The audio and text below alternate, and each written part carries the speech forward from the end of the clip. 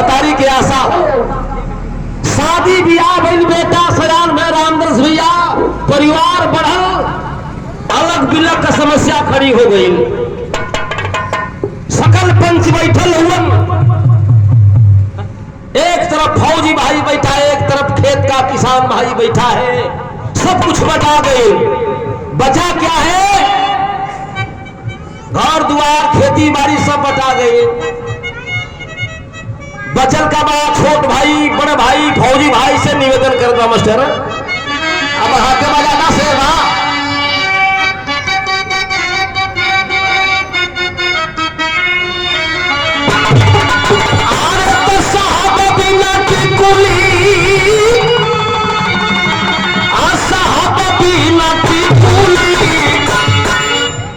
सुन बालियार होसा अब बिना की कूली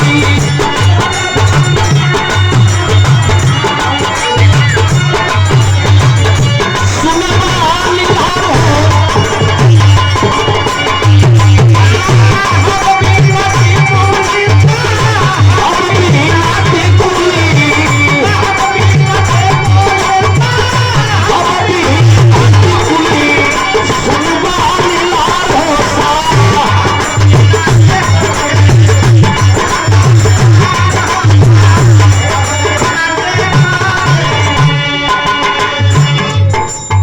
सवाल करत बा सब कुछ बता गए। जो बचल है एक चीज भैया आप चाहते कि तोरे मुखार गुण से चीज का बंटवारा हो जाए तो चाहिए। आज समाज में बड़ी समस्या है चीज कहो आरे खेती बाड़ी घर द्वार आगइल कुल बताई सब बता गए। हम भाई समारता है गाय तुहार हाउ खेत तुहार तहाई खेत हमार एक चीज ना बटायल हो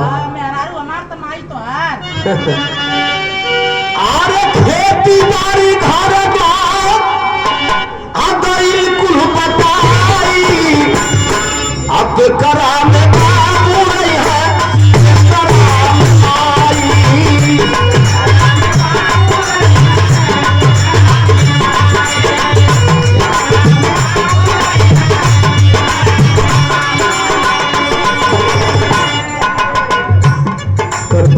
कैसे हुआ चार हल्का भाई ये बात के बंटवारा हो जाए कि चाहिए। नवही महीना बाई हो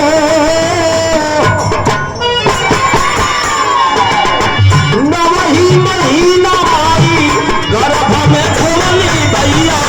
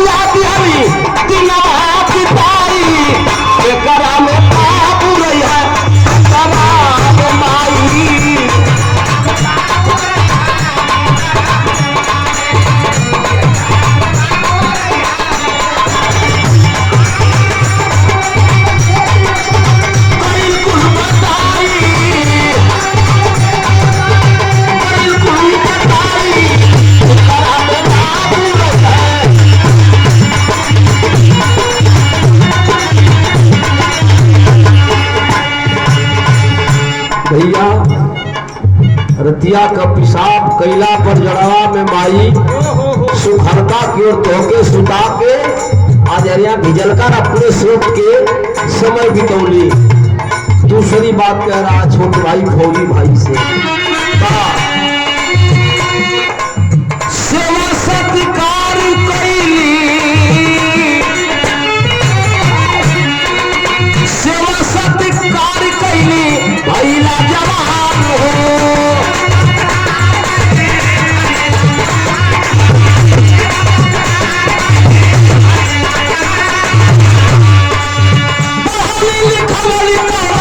देश में सत्ता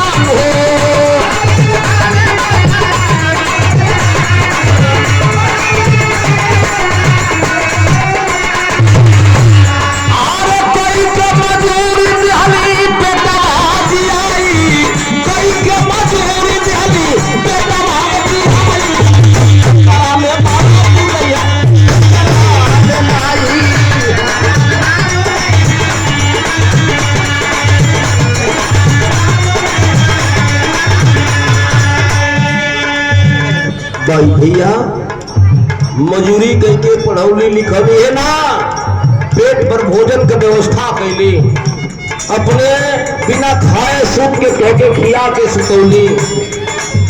भगवान के माया, प्रभु की कृपा, माई बाबू का आशीर्वाद लगल का। अरे भैया सयान भैया फौज का जवान हो,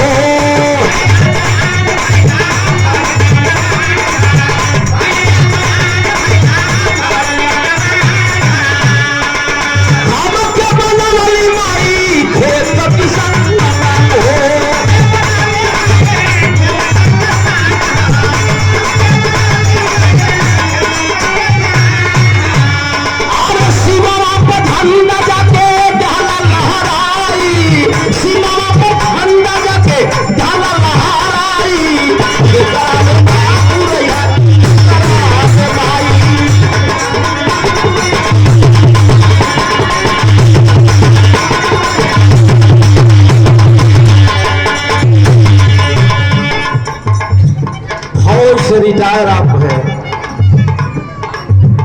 और तहसील में आप बैठते हैं, सबसे ज्यादा बैनामा आपके बिस्तर से होता है। हमारे गार्जियन, हमारे मालिक बलिहारी यादव जी, बड़ा सम्मान मिलता है आपके द्वारा, आपने सम्मानित किया। पुनः दूसरी बार इस जिला पंचायत क्षेत्र से जिला पंचायत पद के उम्मीदवार होने वाले कल के जिला पंचायत सदस्य आपके हमारे बड़े भाइयों समाजवादी 16 का शादी ब्याह भइले, शादी ब्याह भइले हरी घरे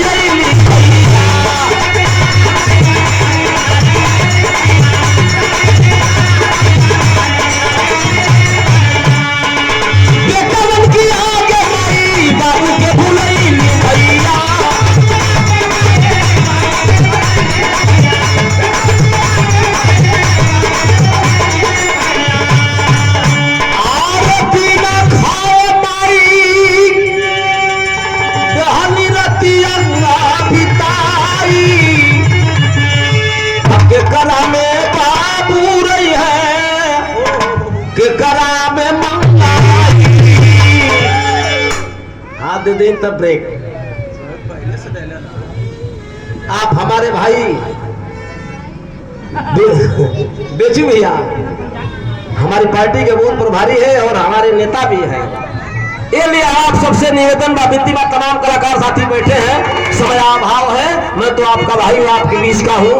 आखिरी लाइन में निवेदन व विनती का अरे कहा बीजा लाल पार्टी माई महान हो,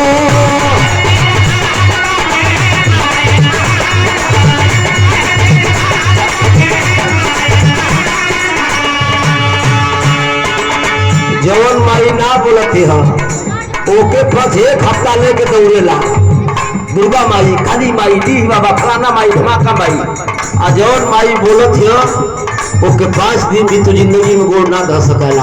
ये ना कहबा कि तू चंदा सब दे तालाब मंदिर का, किस बात का चंदा है?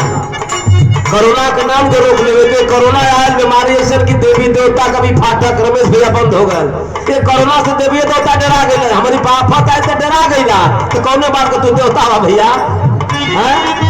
कहा बीजा लाल हूँ माई महान हो,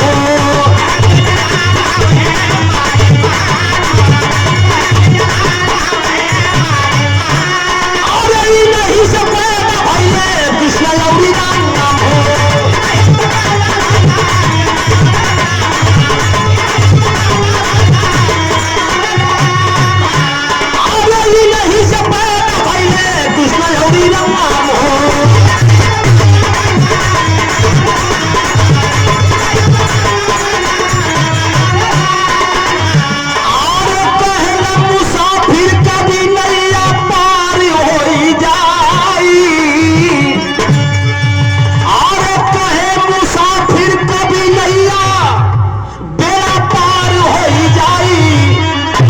के करा में बा